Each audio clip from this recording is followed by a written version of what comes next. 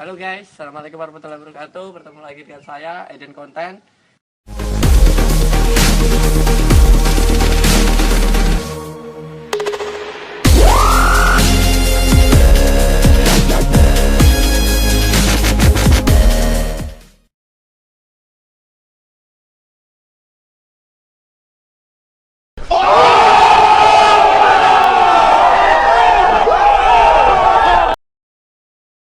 Kuliah tidak pernah menjamin sebuah kesuksesan untuk seseorang. Artinya gini, banyak di luar sana orang yang tanpa kuliah itu bisa kaya, bisa sukses. Dan jangan salah pula, banyak yang sarjana namun dia gagal, dia nganggur. Jadi apa yang salah? Nah, kalau menurut saya, kesuksesan seseorang itu tidak bisa diukur melalui pendidikan. Karena pendidikan itu adalah sebuah proses. Seperti kita beribadah. Beribadah itu merupakan sebuah proses. Apakah bisa menjadi jaminan orang yang tekun beribadah itu bakal masuk surga? Tidak. Belum ada yang bisa menjamin. Meskipun dia seorang ustadz, ulama, atau pendeta, atau apa, belum bisa jaminannya. Karena emang gini,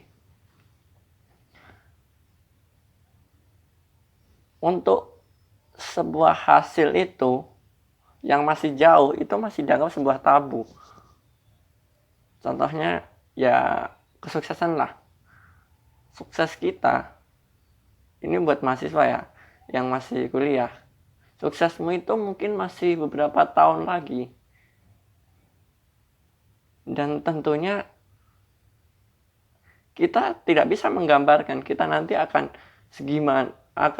kayak gimana di 2 tahun kemudian atau 3 tahun kemudian kita sudah sukses atau belum. Kita belum bisa menjamin itu gitu. Karena ya manusia itu hanya bisa berusaha. Kalau yang menentukan itu hanya yang kuasa.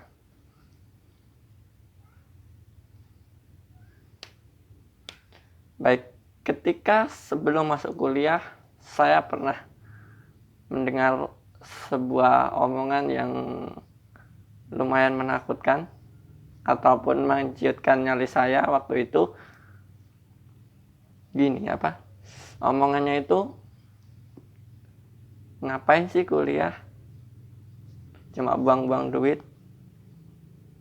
Kuliah itu ribet. Mana banyak tugas, ini itu, dan sebagainya. Belum juga tekanan kalau setelah wisuda nanti. Memang, jika dipikir-pikir omongan orang tersebut ada benarnya. Kuliah itu ribet pasti, banyak tugas pasti, buang duit pasti. Terus jadi beban, ya itu lebih pasti gitu. Karena ya orang yang nganggur setelah wisuda itu pasti bakal banyak yang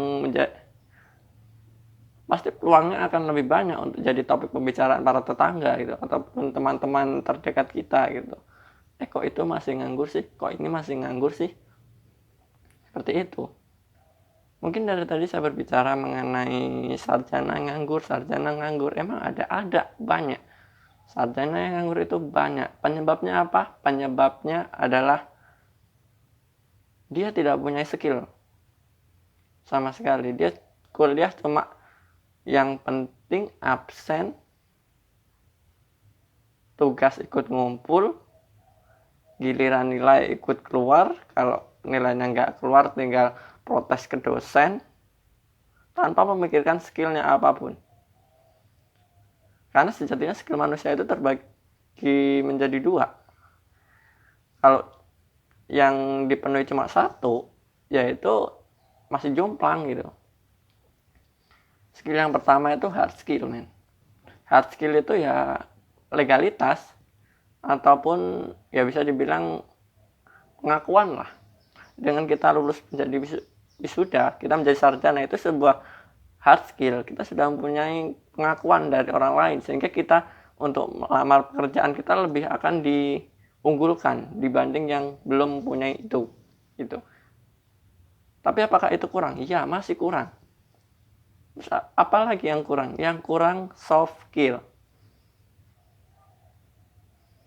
Apakah soft skill itu penting? Penting. Seperti yang saya katakan tadi, seorang mahasiswa harus mempunyai 2 skill. Kalau cuma satu akan jomplang. Terus seberapa penting sih skill itu? Skill itu sangat amat penting. Ya. SKIIL, skill. Bedanya dengan membunuh itu cuma huruf S di depannya. Kill. Jadi jika Anda tidak punya skill, ya nanti karakter Anda akan dibunuh, ataupun Anda akan membunuh karakter Anda sendiri dengan kill tanpa menambahi S di depannya. Seperti itu. Terus kira-kira apa sih yang membuat mahasiswa itu tidak punya skill atau cuma punya hard skill saja gitu? Ya kita positive thinking saja. Mungkin dulu waktu dia berkuliah atau dia menempuh pendidikan, dia tidak merasa nyaman pada tempat itu gitu. Akhirnya dia menjalani sebuah prosesnya dengan keterpaksaan. Ya udahlah, yang penting udah lulus, udahlah. Dan untuk lebih lengkapnya, kita kupas bareng-bareng mengenai cara untuk kita supaya nyaman berkuliah di sebuah perguruan tinggi. Saya mempunyai 3 tips untuk mengatasi hal itu. Kita simak yang pertama, yaitu kalian harus menemukan kebahagiaan di dalam kelas tersebut. Kebahagiaan bisa membuat Anda nyaman. Ya tentu, bahagiaan bisa membuat seorang itu bisa menjadi nyaman. Lalu gimana supaya kita bisa menemukan kebahagiaan di dalam kelas itu? Yang saya mempunyai 3 cara. Yang pertama, Anda harus menemukan teman baru yang kelasnya berbeda dengan Anda. Misalnya contohnya Anda di kelas A, ya kalau bisa Anda harus mempunyai teman di kelas B, C, D, E, dan seterusnya, ya minimal 1 lah. Supaya apa? Ya supaya yang pertama untuk menambah koleksi teman Anda, itu pasti. Yang kedua untuk bertukar informasi, ya itu lebih pasti lagi gitu. Karena nggak menjamin setiap kelas itu materinya akan bareng gitu. Mungkin di kelas A akan lebih tertinggal dibanding kelas B. Nah, dengan kita punya teman itu, kita bisa belajar dari kawan kita dulu yang kelasnya beda, seperti itu gitu. Artinya penting sekali. Dan cara yang kedua, jangan malu bertanya ketika dosen menjelaskan, ataupun kan biasanya itu kalau misalnya dosen menjelaskan, biasanya kan dia mengajukan beberapa pertanyaan. Yang masih belum paham silakan ditanyakan, yaitu kesempatan kalian, men. Kalian tanyalah di situ. Ya bukan berarti ya nanti kalian yang banyak tanya itu sok pintar, bukan. Artinya ya buat apa sih kita memahami apa yang kita belum paham gitu? Buat apa kita memaksakan yang kita sendiri tidak mengerti gitu? Ya jangan, ya contohnya gini lah. Lu dikasih makan, tapi posisinya perut kamu tuh menolak. Apa yang terjadi? Muntah, pasti akan muntah. Maka dari itu, tanyalah selagi ada kesempatan buat bertanya, supaya apa yang kamu dapat itu bisa masuk ke otakmu dengan baik. Artinya dengan bahasa kamu sendirilah gitu. kadang inilah komunikasi. Kadang orang bicara dengan baku kita tidak bisa ataupun lebih susah menelan kata-katanya dibanding dia berbicara dengan bahasa gaul atau bahasa sendiri. Ya kita di sini menetralisir gimana caranya bahasa si dosen ini bisa masuk ke dalam bahasa diri kita gitu, supaya kita bisa memahami. Ya kalau kita belum paham, tanyakan. Dan cara yang ketiga, kita harus menjalin hubungan baik dengan teman seangkatan dan juga para dosen. Kenapa? Yang pertama, teman seangkatan dulu. Kenapa? Ya, itu sangat penting. Karena kuliah itu nggak cuma setahun, 2 tahun, 3 tahun. Kuliah itu sampai 4 tahun, men. Itu yang S1. Yang diploma ya mungkin 3 tahun lah gitu. Tapi 3 tahun pun itu bukan waktu yang singkat. Dan bayangin saja, jika di semester 1, kamu sudah mempunyai masalah kepada teman satu kelas, teman satu kelas atau satu angkatan, apa yang terjadi? Kamu tidak akan nyaman. Terus kenapa kok dengan si dosen juga? Apa hubungannya? Iya, dosen juga. Ini gini, men. Waktu di semester 1, saya pernah diajar oleh dosen, misalnya dosen A. Di semester 2 memang tidak ketemu. Di semester 3 ataupun 4 pasti akan ketemu dengan dosen itu lagi. Dan kalau kita di semester 1 sudah membuat masalah kepada si dosen itu, ya otomatis lah nilai di semester 3 atau 4 yang nantinya bakal ketemu dengan dosen itu lagi bakal hancur, bakal tenggelam gitu. Yang kedua, tipsnya adalah kita harus menikmati lingkungan kampus ataupun fasilitas kampus. Memang kampus ada fasilitas? Iya, banyak fasilitasnya. Di kampus terdapat beberapa UKM, beberapa klub organisasi maksudnya ya. Entah itu klub bahasa Inggris ataupun klub apa, yaitu penunjang soft skill, men. Ataupun gini, kuliah itu nggak cuma datang pulang, nggak seperti itu. Itu lama-kelamaan akan bosan seperti itu. Nah, untuk supaya kalian nyaman, ya gabunglah dalam UKM itu. Misalnya kalian sangat senang dengan pengembaraan, ya bisa saja gabung di Mapala, Mahasiswa Pencipta Alam. Ataupun kalian hobi dalam hal kepanduan, ya gabunglah ke Pramuka atau ke apa gitu.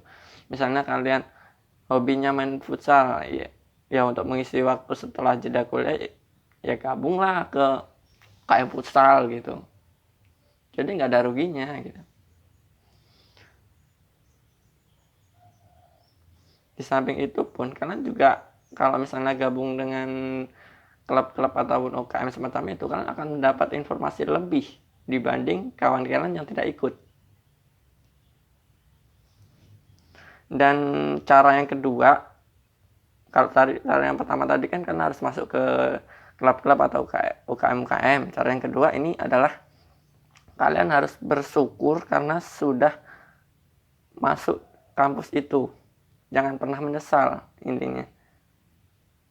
Ya, gimana cara untuk bersyukur itu gitu. Toh yang kita dapatkan kita tidak nyaman. Kalian mengingat kembali saat Anda mendaftar dulu, susahnya Anda masuk seperti apa.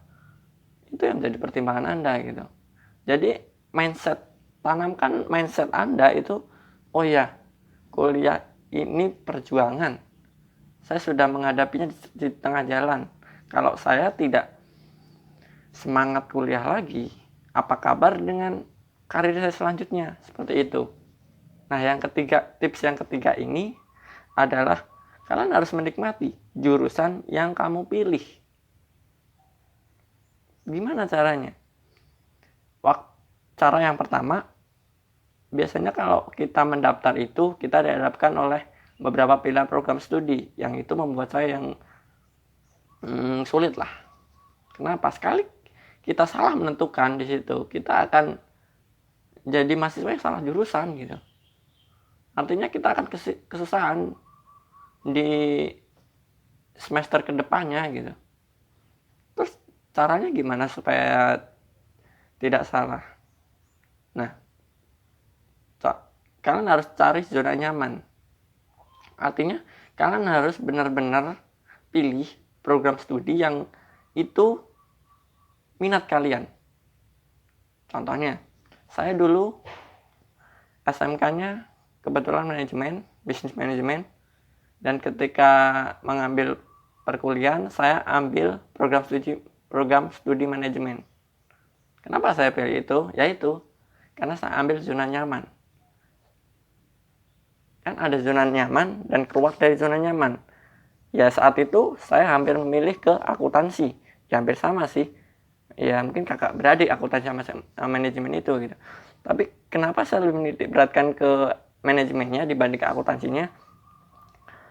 Ya seperti yang saya katakan tadi, kalau manajemen itu sudah basic saya sudah ada dari SMK.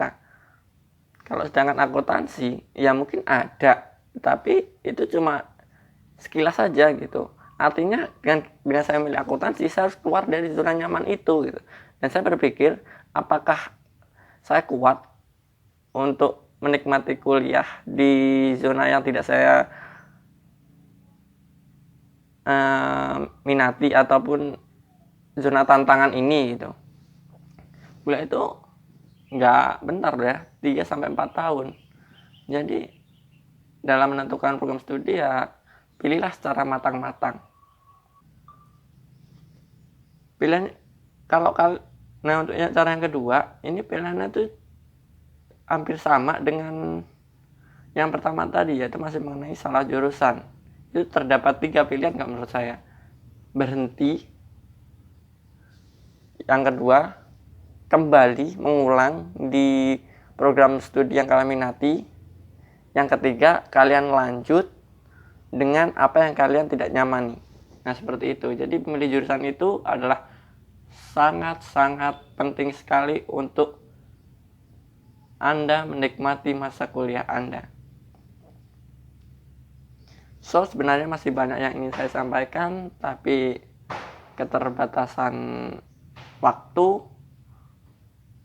maka cukup saya akhiri saja. Dan terima kasih buat kalian yang sudah menonton dari awal sampai akhir.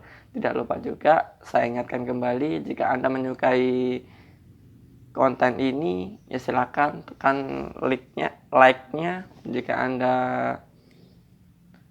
mempunyai unek-unek atau ingin request konten ataupun bertanya, silakan coret-coret di komentar. Kalian tanyakan apa saja, insya Allah jika saya bisa saya akan menjawabnya. Dan jika Anda merasa informasi ini sangat bermanfaat untuk orang lain, tentunya bisa juga di-share. Dan yang paling penting, Anda harus subscribe channel ini. Kenapa? Karena setiap minggu insya Allah saya akan memberikan sebuah konten atau membuat konten. Dan supaya Anda tidak ketinggalan dengan konten saya, ya silakan diklik berlangganannya, subscribe-nya. Karena yaitu sebuah miss dalam komunikasi itu terjadi jika kita tidak lengkap. Artinya jika mungkin saat ini kalian mendengarkan konten ini gitu, dan besok saya upload konten lagi, dan konten itu ternyata itu berkesinambungan dengan konten ini, dan besoknya lagi saya upload lagi, di uploadan ketiga kalian nonton, di uploadan kedua kalian tidak nonton, itu nanti bisa jadi akan menjadi misinformasinya seperti itu. Jadi jika Anda ingin berlangganan, silakan tekan subscribe-nya. Aktifkan juga loncengnya. Thank you.